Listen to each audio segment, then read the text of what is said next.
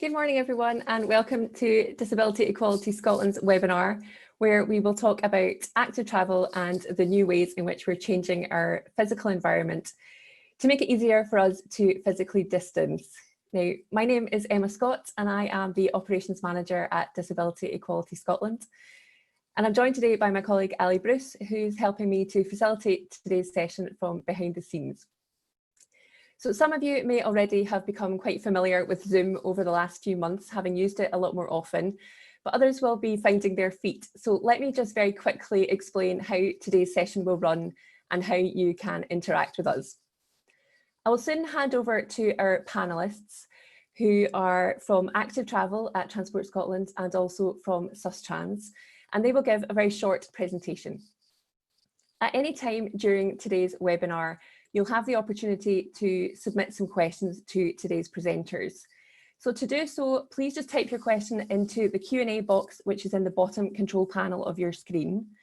And as time allows, the presenters will address as many questions as they can at the Q&A session after the presentations. If you would prefer, you can ask your question directly to the panellists. Please say so in the Q&A box and we will select you to speak.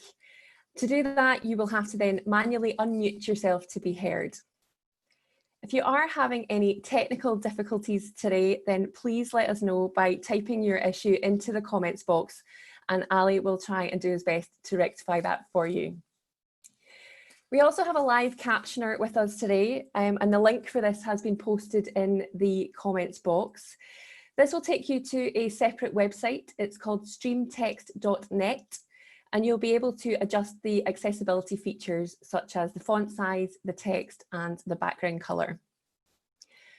We're also recording today's webinar, so we will be able to share the link with you afterwards. And you'll also receive a short evaluation survey after today's session. Please take the time to give us some feedback, as it does help us to shape up our webinars for next time. Before we start, can I just reiterate that if you do have any trouble hearing me at any point or any of the panellists, then please do let us know and we'll try to resolve that for you. So today, to just set today in context, Disability Equality Scotland have been engaging with our membership over the last few months about various impacts of COVID-19. And our poll on physical distancing raised some very important points about the challenges that disabled people are facing when they're trying to move around their local area while maintaining a safe distance. We heard about some of the challenges with, for example, the width of pavements, the challenges wheelchair users face trying to negotiate parked cars and a lack of dropped curbs. We know already the difficulties posed by street clutter and the issues that arise when pedestrians, cyclists and joggers, for example, all try to share the same restricted space. But today we're going to hear about a new temporary infrastructure programme. It's called Spaces for People, and it offers funding to local authorities to make it safer for people to walk, wheel and cycle. So to start today, we'll have some presentations from both the Active Travel team at Transport Scotland and from Sustrans, and then we'll open up the questions for the panel. And the panel will also include David Hunter from the Mobility and Access Committee for Scotland. But first of all, I'll hand over to Susan Brown, who's from Transport Scotland's Active Travel team. Susan, are you happy? Emma, can you hear me? I can, yes, Karen. As happy as I'll ever be. This is my first student webinar presentation. So so I'm Susan Brown from the Active Travel team at Transport Scotland, and I've just been asked 5 minutes to go over sort of introduction to the key drivers that we had behind Spaces for People, and obviously just a sort of recap of the background of how we've got where we are. I want to try and share my first slide, so if things go blank, you have to flag Emma if I have issues here. So share.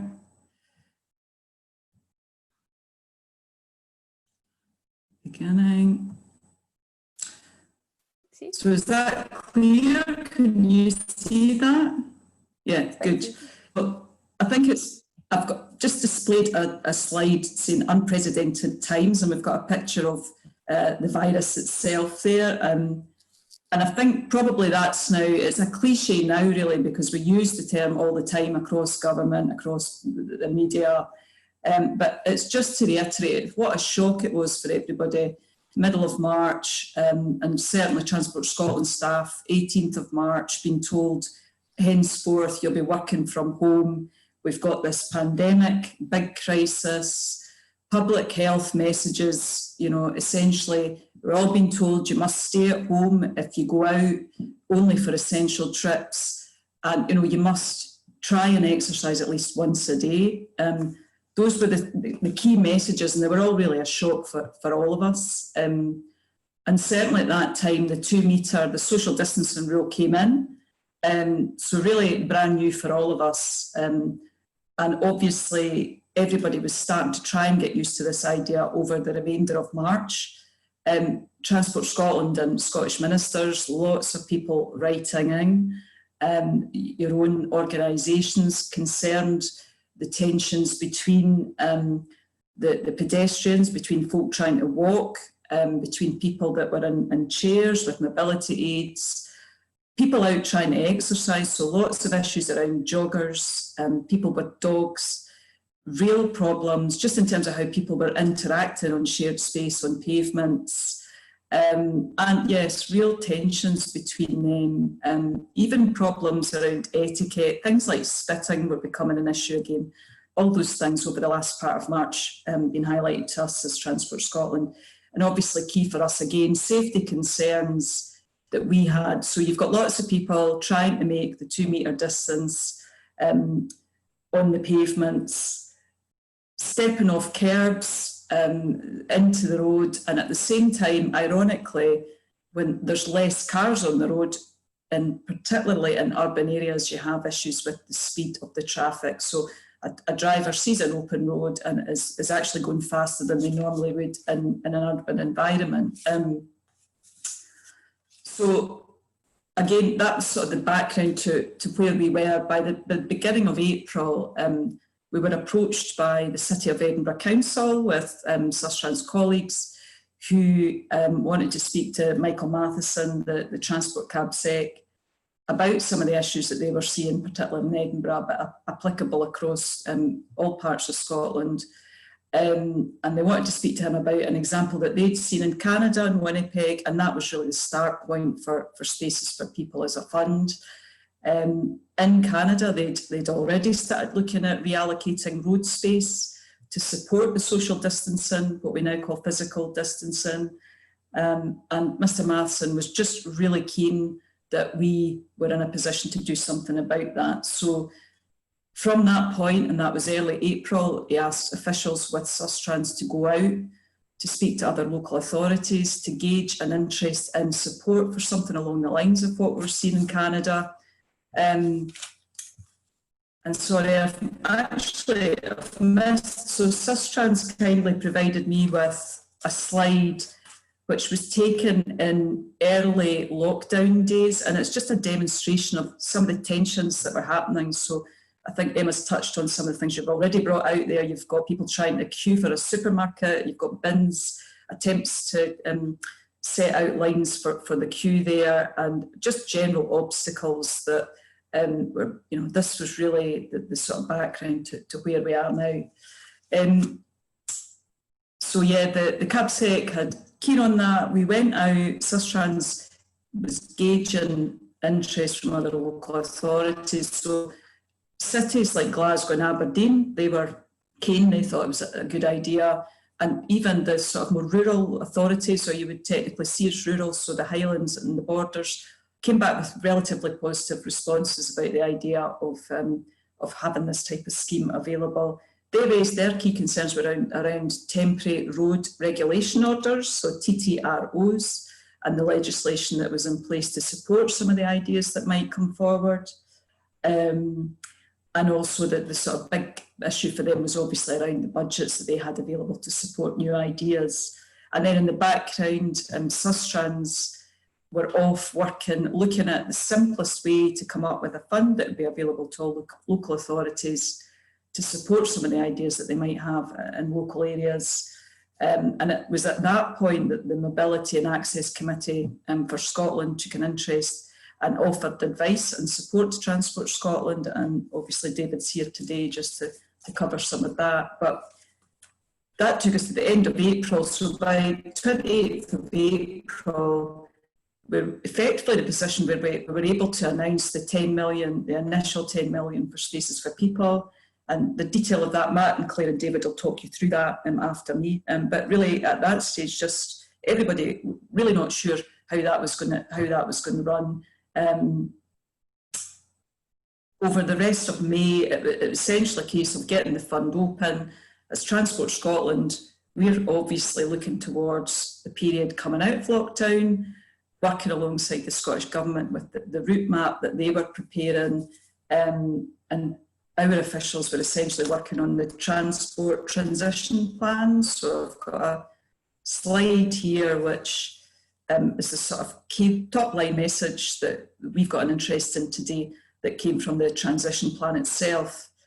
Just for people that are taking part in the webinar today, it is actually worthwhile having a look at our transport transition plan page. It's got a lot of really useful information there about coming through the phases, a lot of support and guidance there for different organisations.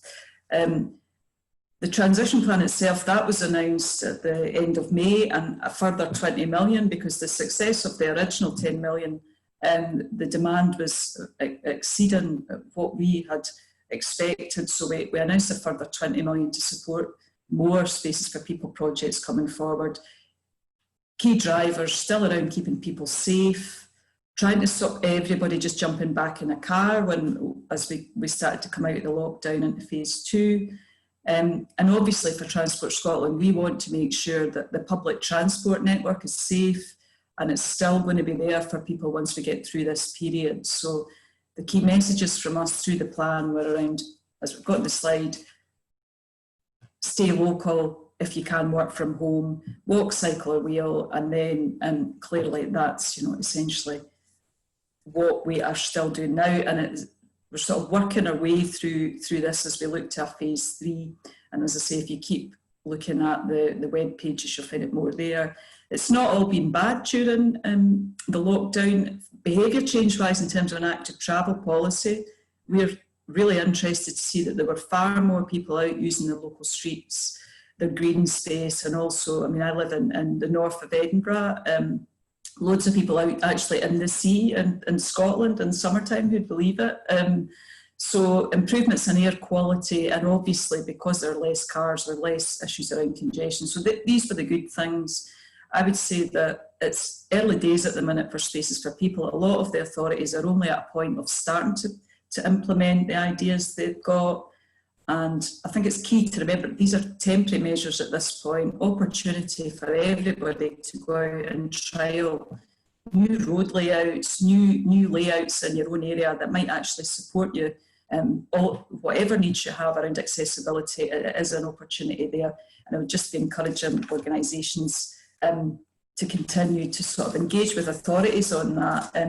COVID itself, it's still a threat, and that's what we've been told, public health messaging. Lockdowns, still an issue. In local areas, we could have a second wave. I mean, the Spaces for People itself has grown from a situation that is less than ideal, but I would say that for all of us, there is an opportunity here just to look at how we could trial out new ways of getting about in our towns, our cities and our rural areas. And I would encourage all of the organisations that are on taking part today just to start to think about how we could all work together on that. I think, as Emma said, I'll take questions at the end alongside the others. Quite happy to do that. I'm not sure what I've done with my screen sharing there, so I'm sorry about that if it's gone blank. And I'll just pass over back to Emma or over to Matt. Emma. Thanks, Susan. No, that's really helpful. Yes, if you don't mind, Claire, Matt, if you're ready and want to tell us a little bit more. These guys are from Sustrans, and we'll talk a little bit more about Spaces for People. Yeah, great. Thanks, Emma. My name's Matt Davis, and I'm going to hand over to my colleague Claire at the end just for the last bit. I don't seem to be moving on my screen. Can everyone still see and hear me? Yes? I don't think we can see you at the moment, Matt, no.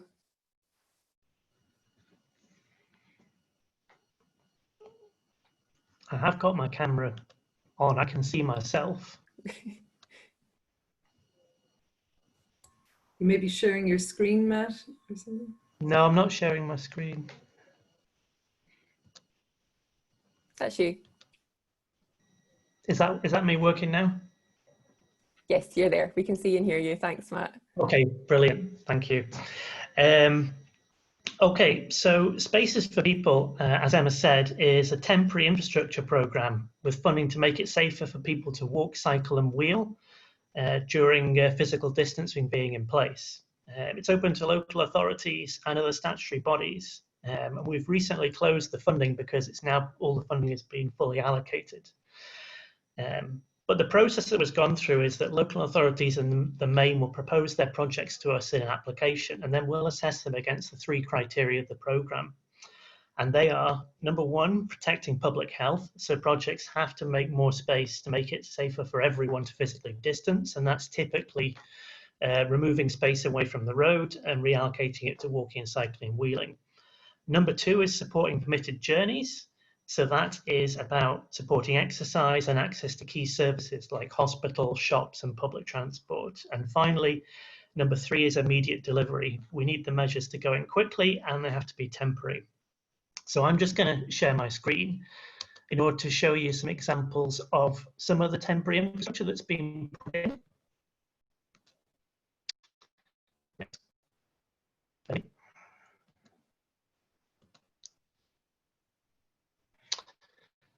Right, can everyone see that? Emma, you see that? No, nothing at the minute, Matt. Sorry.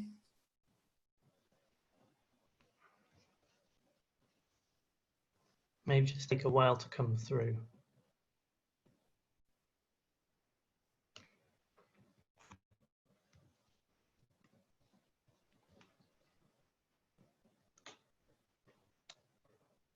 Aha.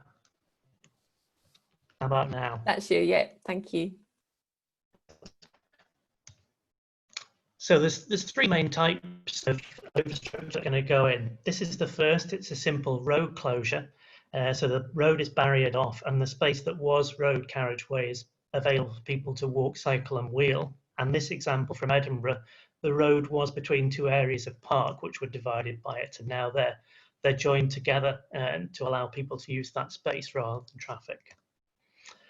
The second one is widening pavements. So that's an issue in a lot of places. This is an example from outside Inverness Station on the High Street. And these plastic barriers are used to provide less space for traffic. And some people then are able to move on to that space to avoid people who are on the pavement in this example. And you'll see there's a gap there for people to use the crossing points at the traffic lights. And the last type of infrastructure is temporary cycle lanes. So often these will have plastic dividers like these plastic bollards to make it safer for people to cycle on the road and separate them from the traffic. Right, start screen now. So then other types of things we support are removing barriers like railings, and also we've got projects involving removing pavement clutter, particularly on high streets. So as I said, the process is that councils will propose ideas to us in outline form, basically the types of things they're planning, where they're going to be and why. We'll assess them against the 3 criteria. And at the early stage then we'll be reviewing them against accessibility and looking for any accessibility issues that we can see in them, and we'll be feeding that back to the councils as part of our funding decision. Then it's for the local authorities to take the projects on and design them in detail. Now there's a requirement on them and they're all aware that they need to do qualities impacts assessments and safety audits in advance of the temporary infrastructure going in, just like they would for a permanent piece of infrastructure like a new bridge, say. But we expect that what they do in those areas will be proportionate to the fact that this infrastructure is going to be put in quickly and is of a temporary nature. So some examples of how councils are involving disabled people in the development of their projects. In the main, this is through linking up with local groups, access panels and the like. So for instance, in Aberdeen, they have a weekly meeting, a transport users forum. That includes a range of organisations, including the city's Disability Equity Partnership and North East Sensory Services. In Edinburgh, they're sending out their design proposals to a range of organisations, which include the Access Panel and the RNIB, and giving 5 working days to respond on the proposals. And then in Perth, they're developing up designs, including the Centre for Inclusive Living and Vision PK in the process. In all cases, the comments are taken on board before introducing the measures. So from our side, other than introducing feedback on what they're proposing, we're assisting councils in other ways. We've issued design guidance, which is new for temporary infrastructure, and that has considerations for disabled people throughout. We're also sharing the advice that MACS have produced and other organisations, and we're putting councils in touch proactively with MACS and other organisations where they want the advice from them, and we've done that on a couple of occasions. So the last thing I want to emphasise is the temporary nature of all the infrastructure that we're seeing putting in. And as I say, if there are still any unforeseen problems identified, the key thing is that they get the feedback and that they can be made, changes can be made quickly to that on the ground. So I just want to pass over to Claire, who's going to say about one way that you can give feedback.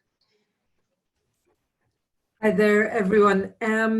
I think the main thing, Matt has covered a lot of the points that we've made, and before I say anything more, can I just say thank you to the members of the Disability Equality Scotland. I found your members survey extremely useful when we were preparing information for the public. It was really, really informative, and thank you for that. So with regard to feeding back, there's a website that we've created, a microsite, if you like, called Space to Move. The purpose of that is to track where temporary infrastructure has gone in to get feedback from the public. Now, there will be a map, there will be a link to that shared following this, and I have shared it with the captioners, but so maybe if that could be shared with people. And you'll see on the map that there aren't as many places in Scotland on it yet. That's because, as we've said, some of the temporary measures are still going in the early stages of going in. But that'll be an opportunity to give feedback, and the feedback will be passed on to the local authorities. So that's the first point to make. And then just the other point, just to let you know, that I worked with all the active travel delivery organisations in Scotland, right from Cycling Scotland, Living Streets, and a whole range of organisations in promoting walking and cycling. And between us, we've created a set of, we're not calling it guidance, but information for the public. And that has been reviewed by Transport Scotland, by the Mobility and Access Committee, and also by Public Health Scotland, really talking about it's considered a code of conduct, I suppose is the best way to describe it, on walking, cycling and wheeling during C19. And again, I can't emphasize how helpful both information from MACS, from Disability Equality Scotland, and the RNIB code was in putting that together. The main themes on it are essentially be safe, be smart, be kind. So be safe, look after yourself and others in your care. Be smart, plan ahead and try to stay local. Little things like remembering to take out a face covering, hand sanitizer when you go out. And most importantly, be kind, be considerate of others, be aware of different disabilities, that not all disabilities are visible. And the main point is that this emphasizes is mutual respect for everyone. Totally agree, and there have been issues raised about cyclists on pavements, and it's something that we're really emphasizing to people, and to remember that when it comes to temporary infrastructure, that people on bikes are actually there are people that are a lot more vulnerable. I think a lot of cyclists are used to being vulnerable when they're on the road, and it's getting that message across and getting the subtlety of messages across. The other thing, the final thing I would just say is that we worked very closely with Public Health Scotland, and again, they reviewed the information and a lot of useful insights. And I think it's something that we will be looking to you to help with the messaging on this. As the economy reopens, there's going to be more on pavement cafes, more queuing, and that's going to create potentially additional pressures on space. So we are ready for that, and we want to message on that, and just really emphasizing the importance of that. I think that's everything for me. Great, thank you very much, Claire. That's really helpful. Thank you. There's questions coming in, but I want to just come very quickly, if I can, to David Hunter from Max. David, are you happy just to say a very quick word about the guidance that Max have put together and how that fits into the process? Yes, thanks, Emma. So we've produced some simple guidance for councils on good practice, and also for transport operators on assisting disabled passengers. I represent Max also on the Scottish Government's advisory group on the transport changes, which in fact meets this afternoon. So what I'm really looking forward to in this opportunity is to hear about the experiences of disabled people on any changes which you've actually encountered, especially in your local area, what's worked well, what hasn't worked so well, and also if there are any changes that you'd like to see to make it easier for you to get around and out and about. So this will help Max to continue to advise ministers and transport officials on how to make streets more inclusive and accessible. Great, thanks, David. Okay, so there's some questions coming through for the panel. I think one that is quite an important one is around how temporary these temporary infrastructures are going to be. I think in some council areas there has been a suggestion that some may become semi-permanent. Can the panel explain a little bit more about the temporary aspect of these installations? Yeah, I could have a go at that, Emma, if you Thanks, want. Mike. Yeah, I suppose in the first instance, as I said, they'll be there for as long as physical distancing is in place. But beyond that, it's up to the council to engage with the public to see if they want them to be made permanent. And so in that sense, I suppose they'll be there as long as they're needed and people say they are needed. In terms of a temporary traffic order, that can cover up to 18 months. But okay. I think there are different things. Some things will be a bit of widening outside a shop, may not need to be there in that form long term. It may do, it depends as circumstances change, you know. Great. And how can disabled people feed back then about this process? Is it using, Claire, the website that you were suggesting? Is that the best way to do that? There's a range of opportunities, either through the website, through Space to Move, or simply contacting your local authority. You know, these are temporary measures, but as Matt has said, they could, you know, they could be for up to 18 months. So okay. Back to your local authorities is a key way. Okay, great. So can the panel say a little bit more then about how the new and changes to the physical environment are being advertised and promoted, and to let local people know about the changes? We've had some comments from our members to say that there needs to be better signage, for example, about shared paths, particularly where cyclists are sharing the space with walkers. There are some examples of disabled people being knocked down or given no warning. Can you say a bit more about how that's been promoted, that it is a change to the use of that space?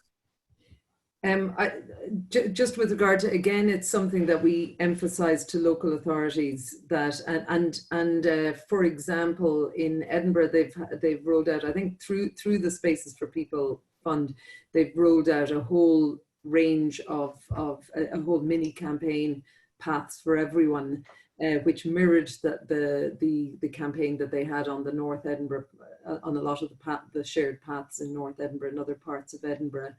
But a campaign just emphasizing the little, and that was similar to what was in our kind of code of conduct, you know, the little kind of rules where it's sometimes ambiguous, you know, keeping to the left, ringing a bell if you're on a bike. I know myself, I found it initially quite strange because as somebody who occasionally drives, it seems counterintuitive to ring a bell. It's like you're telling someone to get out of the way, but the feedback we have is that people prefer that on balance. What I always add is saying thank you when somebody does move out of the way. I hope they don't, with my Irish accent, think I'm saying something about tanks, but anyway, you know, it's little things like that. Courtesy, awareness, and understanding. But that's what we do emphasize. And again, we will be rolling out this shared guidance. I don't want to use the word guidance, but shared path use information, and encouraging local authorities to either use it or indeed adapt it to local needs. Yeah, great. So we heard also about some of the ways that the spaces are changing, and in some cases it could be that some parking spaces are being taken out of service. This obviously would have an impact on disabled people who do rely on their cars, particularly blue badge holders. Are we excluding blue badge holders in this process, or how are they being included? Is the focus just on walking, cycling and wheeling, or is it also blue badges? I think in the design process, councils need to take account of blue badge holders, and when they're deciding what to propose, it may be there'll be a slight relocation to spaces, but the advice really is to try and maintain blue badge spaces as part of projects in the vicinity. I think that's part of Max's guidance as well, David, isn't it?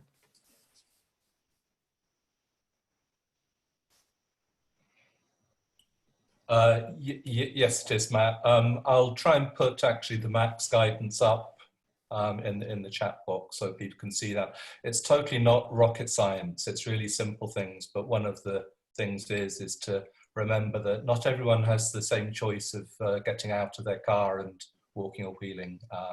So that's really important. Great. Okay. Can somebody just clarify whether disability scooters are allowed in some of these places as well? Sorry, Emma, is that the question that's come in from Diane Gray? No, I think it's from Helen Budge. Are people with disabled scooters allowed on the paths? Oh, sorry, I would see the e-scooter hire thing that I could pick up on, but that's fine. I don't know if Matt or Claire want to come in there, but as far as I'm aware, that's fine, that they've been used as part of the shared path network, I would imagine. Great. Matt, if I could ask you, you mentioned before in your presentation that the funding has been allocated and is now closed. Are there any opportunities for additional funding, or is that now the end of the process? I think in terms of the fund for temporary infrastructure, yes, that is it all being allocated now, but most of the projects are not yet in on the ground, so councils are still, some have only just been allocated funding, and most of them will be designing and implementing them. And then in the future, we're looking at other funding streams for more of this kind of temporary type of thing through our permanent fund, which is called Places for Everyone. And it may be that councils can apply to that to do temporary trials, which one day may become permanent. But for the time being, I think that is all for now until that's resolved. And can you give any indication about the areas that this funding has gone to? Does it tend to be more urban areas? Is there a particular area of the country that's getting more than others, or is there a real spread? It's almost all of Scotland. there are only 3 local authorities that haven't applied, Right. but it's gone as far away as Shetland and Western Isles have got funding. Those that haven't applied, there's only 3. So I think, and they're a mixture of urban and rural. So I think really all the urban areas in Scotland, lots of the rural areas, and a lot of the island communities will have access to the funding. Okay, fantastic. And will there be a final evaluation of this process? I mean, will we be able to say what we've learned from it? Will there be examples of good practice that we can share, and maybe also examples of not so good practice? I can answer that. Okay. There is already, yes, we're taking, we're developing case studies. We also have monitoring that's ongoing as part of it, through our research and monitoring unit. But also, what's really important is to get a wide range of case studies and to see the full breadth of, you know, what it means to everyone. And just going back, you know, I can't emphasize enough the importance of, I mean, the other organization that's been very, very involved in this is Public Health Scotland, and public, you know, and health inequalities. They have been very, very firm about, you know, the importance of this is an emergency measure to enable people to exercise and do essential journeys during C-19, and health inequalities are absolutely at the core of this. Good. Great, thank you, Claire.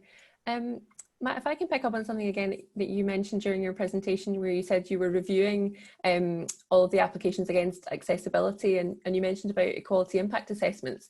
Can you say a little bit more about how that process works? Yeah, so equality impact assessments, they're done by local authorities. And in normal times, in our main permanent infrastructure fund called Places for Everyone, we would take those in, require them to be sent to us, we would review them in detail and comment on them. I think in Space for People is a little bit different, because we're really looking for quick measures to be done and expedited very quickly. So we are just saying to councils, you need to do quality impact assessments, but we're not reviewing them in detail with them. We just expect that they have gone through that process. And what was the other part of your question about accessibility criteria? Yeah. Yes, exactly. What's involved in that accessibility criteria? Yeah. So we look at their application and we look for, there's a question is, does this application likely to negatively impact on accessibility? And we look for things that are obvious, things that would cause a problem. So for instance, one application proposed stickers on pavements for an arrow for a one-way system. And we fed back to the council that that would not be appropriate for people with visual impairments, because they wouldn't be able to see those and use that kind of a system. So it's really just looking at the application for a high level, and are there any obvious things that stick out that we would want to feed back to the council, because we don't get, as I said at the start, we don't get detailed designs for their applications.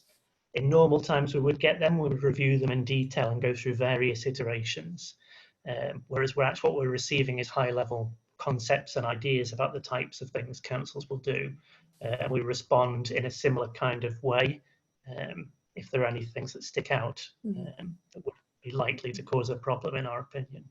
Okay. And have disabled people been able to feed into that process? They've been able to feed in through the council's processes. So I think that would be mostly through local access panels, other groups like that. So they're the primary means in advance of getting feedback. Yeah. So I think, yeah, the council will be trying to take all accessibility needs into account when it develops them. And then, as I said, if anything does actually get missed, it's really important for the feedback to go in straight away so that they can then make changes to what they've put in if something they've put is not appropriate. Okay, great. Thank you, Matt. One question that's come in that is quite an interesting one is about active travel, and what does that actually mean for disabled people? I think quite often disabled people feel potentially left behind and left out of active travel. Does anybody want to take that, Claire? I was actually in the middle of busily typing away the answer. Well, it's probably better spoken by disabled people, and maybe David can help here, but it's essentially getting about in fresh air, not in a car, not on a bus, with it can be walking, and that includes walking for people with sensory disabilities. It can be on wheels. It can be, many people have adapted bikes that enable them to essentially have a cycling experience without pushing on pedals, or without pushing pedals with feet. I think, you know, essentially getting about in the fresh air. Maybe David actually might have a better definition than you. Well, it is a good question. I mean, of course, disabled people are as different from each other as non-disabled people are. So I think, though, that, I mean, I'm not actually a huge fan of the term active travel. And particularly when we hear about things like active travel networks and active travel routes, often I think what they refer to is kind of long distance cycling networks across cities and things like that. And I think that many people, many disabled people think that when the conversation is about active travel, that it's something that maybe doesn't include them. I mean, there are certainly some disabled people that cycle and are very enthusiastic cyclists, but for most disabled people, I think that what active travel really means is getting out and about in your local neighbourhood, walking or wheeling. And I do think that active travel is important for disabled people and is relevant for disabled people, because almost everybody does get out and about, even if it's in their own neighbourhood, or if it's just to get to the bus stop or from the bus stop. That is walking and wheeling, that is active travel. So I think the messaging sometimes needs to be quite careful that you're not just talking about people who are fit, healthy, perhaps active cyclists and so on, but active travel is about everybody moving around, especially their own local area. And I know that we've had a lot of good conversations with Sustrans over the last couple of years, and I think that we very much appreciate the sort of engagement and taking that on board that we found for them. Great, thank you very much, David. Could I just come in there for Transport Scotland, just to sort of reiterate, because for us active travel obviously has to be accessible, and I know that I would agree with David that there is an association, the word active, with people out in Lycra and doing miles and miles on bikes, but actually for Transport Scotland, active travel, walking, cycling, wheeling as a complement to public transport, that's essentially what we're trying to support here. And obviously everything we can do to promote things like adaptive cycling, and just sort of try and dispel the myth about everybody have to be uber fit to be taking part in active travel. Any support from your organisations, working as we do with Max and our accessibility policy teams, it's really important for us that message is a bit clearer. Great, thanks very much. Thanks very much, Susan. Thank you for that. I'm really conscious of time, everybody. Thank you so much to our panellists today for taking the time to come and share their experiences, and to everybody who joined the webinar. We've got a lot of questions that we didn't get the chance to answer, but we will try and put them to the panellists and we can share the results afterwards. But again, thank you very much for joining us today, and hopefully we'll see you again at a webinar soon. Thanks, everybody. Bye-bye. Thanks, Emma. Thank you.